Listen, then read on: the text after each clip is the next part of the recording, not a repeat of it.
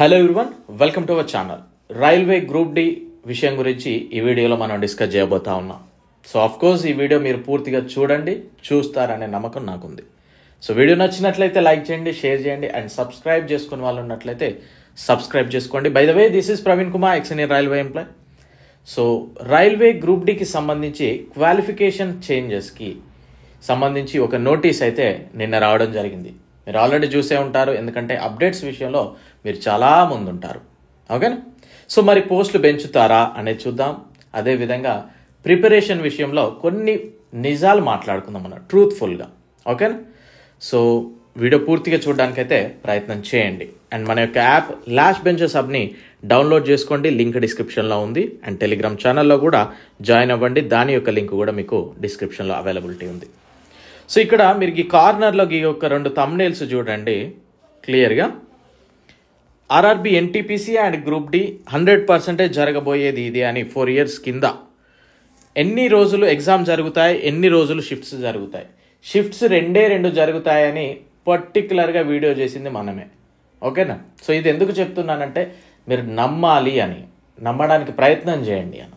And next ఇక్కడ ఇంకొకటి చూడండి, గ్రూప్ డి CBT 2 లేదు, ఈ నాటకం కేవలం టైం పాస్ కోసమే అని. సో CBT 2 అనేది గ్రూప్ డికి ఉంటుంది అని వాళ్ళు నోటీస్ రిలీజ్ చేశారు, బట్ రిలీజ్ చేయలేదు.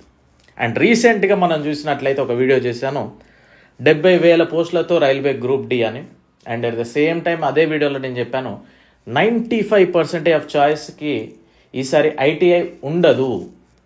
ఇంకా వాళ్ళు డైలమాలోనే ఉన్నారు. అంటే 10th పెట్టాలా, లేకపోతే ITI పెట్టాలా, లేదా పూర్తిగా ITI పెట్టాలా, లేకపోతే కొన్ని ITIకి కొన్ని 10th పెట్టాలా అనే డైలమాలోనే ఉన్నారని చెప్పాను. సార్ కరెక్టే, కానీ మరి 70,000 పోస్టులు రాలేదు కదా. సో మీరు రైల్వే ప్రీవియస్ చరిత్ర కనుక చూసినట్లయితే వాళ్ళు ఫస్ట్ ఒక నెంబర్స్ తోటి చెప్తా ఉంటారు, నోటిఫికేషన్కి వచ్చే వరకు పోస్టులు పెంచే అవకాశం ఉంటుంది. అండ్ ఇన్ కేస్ నోటిఫికేషన్లో కూడా పెంచకపోయినా జాయినింగ్ అంటే మనకి రిజల్ట్స్ వచ్చే టైంకైనా కానీ మేము ఇంకో 15,000 పోస్టులు యాడ్ చేస్తూ ఉన్నాము, లేదా 20,000 పోస్టులు యాడ్ చేస్తూ ఉన్నామని వాళ్ళు చెప్పిన చరిత్రలు చాలా ఉన్నాయి. మీరు 1918 ఆ టైంలో నోటిఫికేషన్ చూసుకోండి, గ్రూప్ డి వాళ్ళు ఓ డిజిట్ చెప్పారు, బట్ రిలీజ్ చేసింది జాయినింగ్ సైన్ చాలా ఎక్కువ మందిని తీసుకోవడం జరిగింది. సో అలాంటి చరిత్ర ఉంది రైల్వేస్కి. సో ఈసారి కూడా డెఫినెట్లీ ఖచ్చితంగా మీకు ఇప్పుడు వచ్చిన 30 or 35 కంటే ఇంకొక 20,000 అయినా ఈజీగా పెంచుతారు, అందులో నో డౌట్ అట్ ఆల్. ఓకేనా? క్లియర్? రైట్. సో వినడానికి ట్రై చేయండి. నేను ఎందుకు చెప్తున్నానంటే నేను రైల్వే బోర్డుని చాలా దగ్గర నుండి చూశాను. నేను నాన్ టెక్నికల్లో జాబ్ క్రాక్ చేసి వర్క్ చేసినప్పుడు చాలా దగ్గర నుండి నాకంటే ఏజ్లో ఎక్కువ ఉన్న వాళ్ళతోటి, హయ్యర్ అఫీషియల్స్ తోటి పరిచయాలు పెంచుకోవడం, వాళ్ళతో మంచిగా ఉండడం అనేది చాలా అలవాటు చిన్నప్పటి నుండి కూడా. సో ఆ అలవాటు వల్ల నాకు చాలా బెనిఫిట్స్ అయితే జరిగాయి. సో అందుకే చెప్తా ఉన్నా, డెఫినెట్లీ నేను రైల్వే బోర్డు దగ్గర నుండి చూసిన వాడికి చెప్తున్నా, మీకు డోంట్ వరీ, ప్రాపర్గా ప్రిపేర్ అవ్వండి, డెఫినెట్లీ సక్సెస్ అవ్వచ్చు. ఓకే? So right. అండ్ ఇక్కడ చూస్తే 2025లో మన ఛానల్ తరపున గ్రూప్ డి జాబ్ కొట్టే మొట్టమొదటి పర్సన్ పేరు గుర్తుపెట్టుకోండి, ఈయనతో నేను ఇంటర్వ్యూ చేపిస్తాను. పిల్లి పెద్ద వెంకటేశ్వర్లు 100% నాకు నచ్చిన స్టూడెంట్, నాకు తమ్ముళ్ళ అనే అనుకోండి. He is from Ongole district. Definitely వెంకటేశ్వర్లని గ్రూప్ డి జాబ్ కొట్టి చూపిస్తాం మీకు. ఈ వీడియో మీరు దగ్గర పెట్టుకోండి, ఖచ్చితంగా మీకు చూపిస్తాం. ఓకే? సో రైట్, ఇక్కడ ప్రిపరేషన్ విషయంలో గురించి మనం కొన్ని నిజాలు మాట్లాడుకుందాం. వీడియో పూర్తిగా చూడండి. చూసే ముందు ఈ ఒక్కరోజు లేదా ఈ 2-3 రోజులు మాత్రమే అండి NTPC గ్రూప్ డికి సంబంధించి 200K ఇవ్వడం జరుగుతుంది, తీసుకోవడానికి ట్రై చేయండి. అండ్ పెండింగ్ క్లాసెస్ ఉన్నాయి. అండ్ ఇక్కడ తీసుకునే ముందు యూట్యూబ్లో 1కి 10 సార్లు, 10కి 20 సార్లు క్లాసెస్ వినండి. నచ్చితేనే తీసుకోండి. రైల్వే ఎగ్జామ్స్కి ఏం కావాలో అవి మాత్రమే ఉంటాయి ఇక్కడ, ఎక్కువగానైతే ఉండవు. ఓకేనా? సో మీరు ఇంతకంటే చాలా మంచి గొప్ప ఎగ్జామ్స్కి ప్రిపేర్ అయితే ఇక్కడికి రాకండి. నేను చెప్తున్నా ఓన్లీ రైల్వే బేస్ మీద అయితేనే ఇక్కడికి రండి. సో ఇండివిజువల్ సబ్జెక్ట్స్ కేవలం 50, polity 50 rupees, GK and science, social science previous question, chemistry మీకు ఇక్కడ 50 రూపీస్కే అందుబాటులో ఉంటాయి. కొన్నిటికి వీడియో క్లాసెస్ ఉంటాయి, కొన్నిటికి నోట్సే ప్రొవైడ్ చేశాను. సో మీరు ఉన్నంత వరకు యూటిలైజ్ చేసుకుంటూనే ఉండండి. ప్రింట్కి అయితే అవకాశం లేదు, దయచేసి గమనించండి. ఇది తెలుగు యూట్యూబ్ ఛానల్లే, తెలుగులోనే క్లాసులు మీరు యూట్యూబ్లో చూస్తున్నారు కనుక తెలుగులోనే ఉంటాయి. క్లియర్?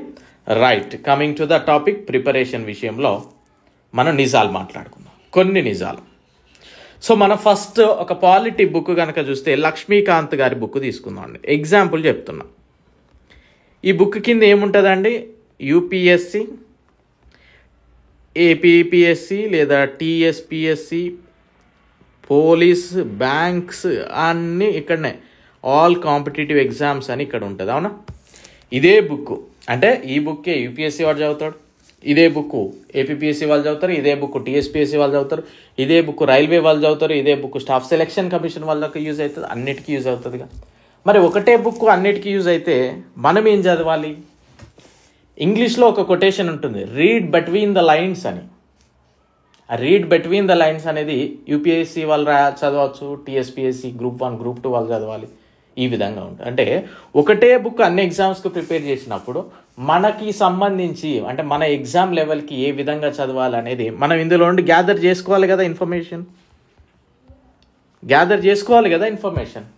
యూపీఎస్సి లెవెల్ అంతా అవసరం లేదు కదా, మన రైల్వే అంతా చదువుకుంటే సరిపోతుంది కదా. మళ్ళీ ఇక్కడ ముచ్చట్లు చెప్పకండి, సార్ రైల్వే ఎగ్జామ్ చాలా టఫ్గానే ఉంటుంది సార్, ఇదివరకు లెక్క లేదు కదా.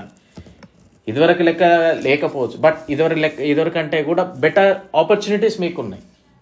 ఏం చేంజెస్ ఏం లేదండి, సబ్జెక్ట్ ఓరియంటెడ్ దించుతున్నాడు ఇప్పుడు. ఒకప్పుడు హైటెక్ విజయరహస్యం అనేది బుక్ ఉండే తెలుగులో, అది చదివితే ఖచ్చితంగా గవర్నమెంట్ జాబ్ వచ్చేదని చాలామంది చెప్పారు నాకు. అంటే ప్రతి క్వశ్చన్ కూడా అదే బుక్ నుండి వచ్చేదాన్ని. బట్ ఇప్పుడు అలా లేదు, పర్ఫెక్ట్గా సబ్జెక్ట్గా దించడం అవి మెయింటైన్ చేస్తున్నారు కొన్ని సబ్జెక్ట్స్లో మనం. సో ఇక్కడ ఈ బుక్ కనుక అబ్జర్వ్ చేస్తే అన్ని ఎగ్జామ్స్కి అదే చదివినప్పుడు మనకు కావాల్సింది ఏందో మనం కొన్ని నోట్స్ రాసుకోవాలిగా, ఆ నోట్సే మన దగ్గర ఉంటుంది, ఆ నోట్సే మనం ప్రిపేర్ చేసాం. ఓకేనా? సో ప్రతి బుక్లో కూడా ఎంత మంచి ఆథర్ అయినా కానీ ఆ బుక్ నుండి మన ఎగ్జామ్కి పనికొచ్చేది కొంత ఉంటుంది, మన ఎగ్జామ్కి పనికిరానిది కూడా కొంత ఉంటుంది. ఇది మీరు గమనించాలి. ఫస్ట్ థింగ్, ఎనీ బుక్ మార్కెట్లో దొరికే ఏ బుక్ అయినా సరే మంచి మంచి ఆథర్స్ రాస్తారు, మంచి గొప్ప వాళ్ళు రాస్తారు, ఎంతో కష్టపడి రాస్తారు, ఇష్టపడి రాస్తారు. బట్ ఆ బుక్లో మన ఎగ్జామ్కి యూజ్ అయ్యేది కొంత ఉంటుంది, మన ఎగ్జామ్కి అవసరం లేనిది కొద్దిగా ఉంటుంది. సో మనకు కావాల్సింది ఏంది? మన ఎగ్జామ్కి కావాల్సింది మనం దాన్ని రివిజన్ చేయాలి, మల్టిపుల్ టైం రివిజన్ చేయాలి. ఫస్ట్ థింగ్ ఇది. ఏది అయినా కానీ ఆ బుక్లో పనికొచ్చేది కొంత ఉంటుంది, మనకి పనికి రాంది కొంత ఉంటుంది. ఆ పనికొచ్చేటివన్నీ నేను ప్రిపేర్ చేశాను. నేను అందుకే అన్ని ఎగ్జామ్స్కి చెప్పట్లేను, ఓన్లీ రైల్వేస్కి, ఎందుకంటే నాకు దాని మీద గ్రిప్ ఉంది. ఎలా అడుగుతా ఉన్నాడో నేను చూస్తూ ఉన్నాను పేపర్స్ కనుక వాటి మీద మాత్రం చెప్తా ఉన్నాను.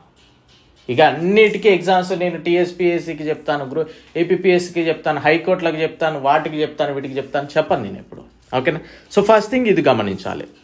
అండ్ నెక్స్ట్ ఇంకొకటి ఏంటి అంటే, ఎంత పెద్ద institution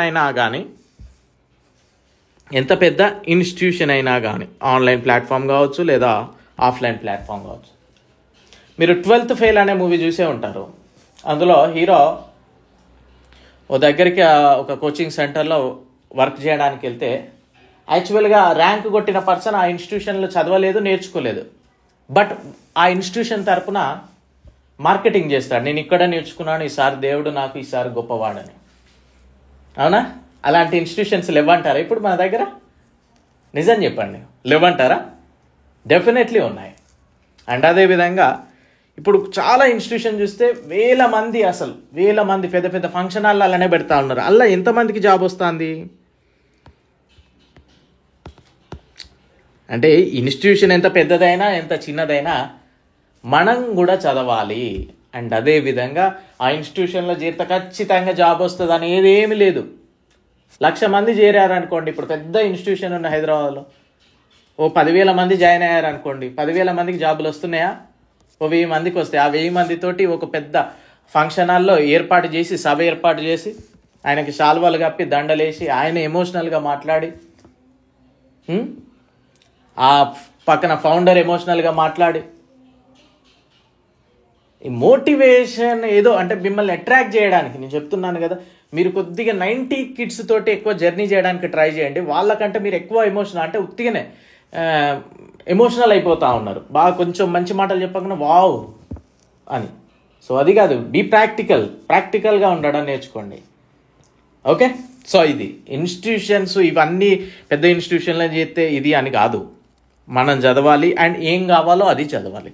and next thing, online ప్లాట్ఫామ్లో కనుక వచ్చినట్లయితే, ఆన్లైన్గా ప్లాట్ఫామ్స్లోకి వచ్చినట్లయితే 1500 గంటల అరిథమెటిక్ క్లాసులు ఉన్నాయి మా దగ్గర అంటారు. 2000 గంటల రీజనింగ్ క్లాసులు ఉన్నాయి అంటారు. 1000 మాక్ టెస్ట్లు అంటారు. నిజంగా మన కామన్ సెన్స్ ఉంటే ఇక్కడ అర్థం చేసుకోవచ్చు. 15 గంటల క్లాసులు నువ్వు ఎప్పుడు వింటావండి? 15 గంటల క్లాసులు నువ్వు ఎప్పుడు వింటావు? ఓన్లీ అరిథమెటిక్కే, అవునా? రీజనింగ్కి ఎంత? మొత్తం 365 రోజులు వేసుకుంటే 24 వేస్తే మనకి మిగిలింది 365 రోజులు. రోజుకు 24 గంటలు, 8760 గంటలు అండి. సంవత్సరం అనుకుందాం మనం. ఇందులో నువ్వు 1500 గంటలు అరిథమెటిక్కే చదివినావు, 2000 గంటలు రీజనింగ్కే చదివినావు. 1000 మాక్ టెస్ట్లు అంటే ఎంత అండి? ఎగ్జామ్ రాయడానికే 1 గంటన్నర వేసుకుంటే 1500 గంటలు. ఎంత మిగిలిందండి? 3760. 3760లో ఇంకా science, social, GK, current affairs ఇదంతా కలిపితే ఇంకెంత పోతుంది? ఇంకో 2000 గంటలు వేసుకుందాం, -2000 గంటలు. అంటే 1760 గంటలే మిగిలింది నీకు సంవత్సరంలో. నువ్వు మిగిలిందంతా చదవడానికే పెట్టినావు. 1760 గంటలు అంటే 24 గంటలు వేసుకుంటే 73 రోజులు. ఆ 73 రోజులలోనే నువ్వు తినాలి, పడుకోవాలి, బట్టలు పెట్టుకోవాలి, చదువుకో, స్నానం చేయాలి, అన్నీ చేయాలి. అందులోనే ప్రాక్టికల్గా ఆలోచించాలి. ఇక్కడ ఎన్ని గంటలు ఉన్నాయని కాదు. 1500 గంటలు నువ్వు క్లాసులు వింటావా? ఇంపాసిబుల్. అరిథమెటిక్. రీజనింగ్కి 2000 గంటలు క్లాస్ ఉంటావా? ఇంపాసిబుల్. 1000 మాక్ టెస్టులు రాస్తావా? ఇంపాసిబుల్. సైన్స్, సోషల్ అన్ని కలిపితే నువ్వు ఈ క్లాసులు వినడానికే నీకు 1 year పట్టింది. డైలీ 24 గంటలు చదివినా ఎప్పుడు నిద్రపోతావు? నువ్వు డైలీ ఎన్ని గంటలు చదువుతావు? 10 గంటలు చదువుతావా? 10 గంటలు చదివితే ఎంత అంటే డైలీ ఇయర్కి ఎంత? 3650 గంటలు. డైలీ 10 గంటలు చదివితే నువ్వు డైలీ 10 గంటలు చదివితే 3650 గంటలు మాత్రమే. నువ్వు ఇక్కడ చదవడానికే నీకు ఇక్కడ టైం సరిపోవట్లేదు. ఈడ 3500 ఇన్నే అయిపోయింది, ఈడో 4500. ఇక టైమే సరిపోవట్లేదు. ఈ చెప్పుకోవడానికి ఫిగర్స్ బాగానే ఉంటాయి. 1500 గంటల క్లాసులను. Be practical man, be practical, don't be foolish, right? ఫూలిష్గా ఉండడం మానేసేయండి, ప్రాక్టికల్గా ఉండడం ఆలోచించండి ఎప్పుడైనా కూడా. ఓకేనా? రైట్. ఇంకేంటి అంటే, ఇప్పుడు నిన్ననే ఒక పర్సన్ మెసేజ్ చేసి, అన్న సరిపోతుందా అంటే, నువ్వు ఏ ఇన్స్టిట్యూషన్లో ఏమన్నా కోచింగ్ వెళ్తున్నావు తమ్ముడు అంటే, వెళ్తున్నా అన్న అన్నాడు. ఎక్కడ అంటే, ఇక్కడ సో ఇన్స్టిట్యూషన్ చెప్పాడు. సో కరెంట్ అఫైర్స్ ఇచ్చాడా తమ్ముడు అని నేను ఇచ్చాడన్నా అన్నాడు. ఎన్ని పేజీలు ఉన్నాయి అన్న? పేజీలు అంటే సుమారుగా 1000 పేజీల వరకు ఉన్నాయి అన్నాడు. ఎన్ని సంవత్సరాల కరెంట్ అఫైర్స్ అన్న? 2024 అన్నాడు. మరి తమ్ముడు, మరి 1000 పేజీలు చదువుతావా నువ్వు కరెంట్ అఫైర్స్లో? ఎన్ని మార్కులు వస్తాను నీ ఎగ్జామ్లో అని అంటే, 10 నుండి 12 వరకు రావచ్చు. 10 నుండి 12 మార్కుల కోసం నువ్వు 1000 పేజీలు నువ్వు నిజంగా చదువుతావా అంటే, లేదన్నా కానీ పేజీలు ఎక్కడ చదువుతావు అన్నాడు. మరి ఎందుకు తమ్ముడు 1000 పేజీల కంటెంట్ నీకు? రఫ్గా 100 పేజీలు అలా ఇంపార్టెంట్ తీసుకోవాలి. ఓకేనా? సో మన రైలు ఇప్పుడు వాడు కరెంట్ అఫైర్ తయారు చేసేవాడు ఏం చేస్తాడు? యూపీఎస్సీకి, ఏపీపీఎస్సీకి, టీఎస్పీఎస్సీకి, రైల్వేస్కి, ఎస్ఎస్సీకి, బ్యాంకింగ్కి అన్నిటికీ అదే ఇస్తాడు. నీకు కావాల్సింది ఏంద్రాబాయ్? అది చూసుకోవాలి కదా మనం. అది మాత్రమే ఇక్కడ ఉంటుంది. అన్ని ఛానల్స్కి, ఈ ఛానల్స్కి మెయిన్ రీజనే అది. ఓకే, సో ఇవన్నీ ప్రాక్టికల్గా ఆలోచించండి తమ్ముడు. ఎవరైనా సరే, నేను మీకు యాజ్ ఎ బ్రదర్గా చెప్తా ఉన్నా, ఇవన్నీ మీకు చెప్పరు. ఇప్పుడు మీరు జనరల్గా ఆలోచించండి. మొన్నటి వరకు ఈ అప్డేట్స్ విషయంలో ఏమని చెప్పారు? యూట్యూబ్ ఛానల్స్లో ఏమని చెప్పారు? ఐటీఐ సిలబస్ వేసిండు ఒక యూట్యూబ్ ఛానల్ ఆయన. అయితే ఐటీఐ సిలబస్ వేసాడు యూట్యూబ్ ఛానల్ ఆయన. ఇవన్నీ కూడా ఈ డెఫినెట్లీ మనీ కోసం. మనీ డెఫినెట్లీ ప్రతి ఒక్కరికి అవసరం, అందులో తప్పేం లేదు. కానీ మీరు కూడా అట్రాక్ట్ అవ్వడం మొదలుపెట్టిలా ఈ ఉత్తి అప్డేట్స్కి సంబంధించి. మా అప్పుడైతే మేము ఏం చూడలేదండి. జనరల్లీ నోటిఫికేషన్ వచ్చిందా, ఎస్, ఒక్కటేసారి చూడడం, డేట్ ఎప్పుడు, సిలబస్ ఏంటి, అంతే. అంతవరకు ఇక మళ్ళీ తర్వాత దాని గురించి అవసరమే లేదు. మళ్ళీ హాల్ టికెట్ వచ్చే టైంలో అంతేగాని ఇక ఇప్పుడైతే దగ్గినా తుమ్మినా సైన్ ఎట్లా పెట్టాలి, ఫోటో ఏ సైజులో ఉండాలి, ఆ కింద ఏం రాయాలి, ఫోటో బ్యాక్గ్రౌండ్ వైట్దా బ్లాక్దా, ఎందుకు ఇదంతా?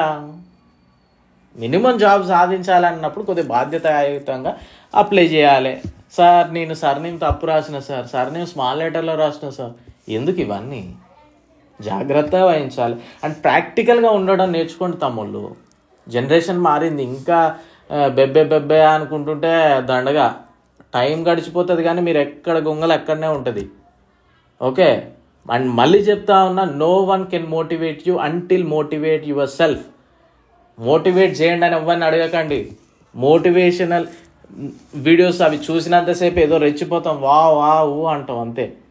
నీకు నువ్వు మోటివేట్ అవ్వు. నీ ప్రజెంట్ సిచ్యువేషన్ ఏంది, నువ్వు ఎక్కడికి వెళ్ళాలనుకుంటున్నావు, నువ్వు ప్రజెంట్ ఫేస్ చేస్తున్న లైఫ్ ఏంది, నువ్వు ఏ లైఫ్కి వెళ్ళాలనుకుంటున్నావు, అది ఎనఫ్ నిన్ను నేను మోటివేట్ చేసుకోవడానికి.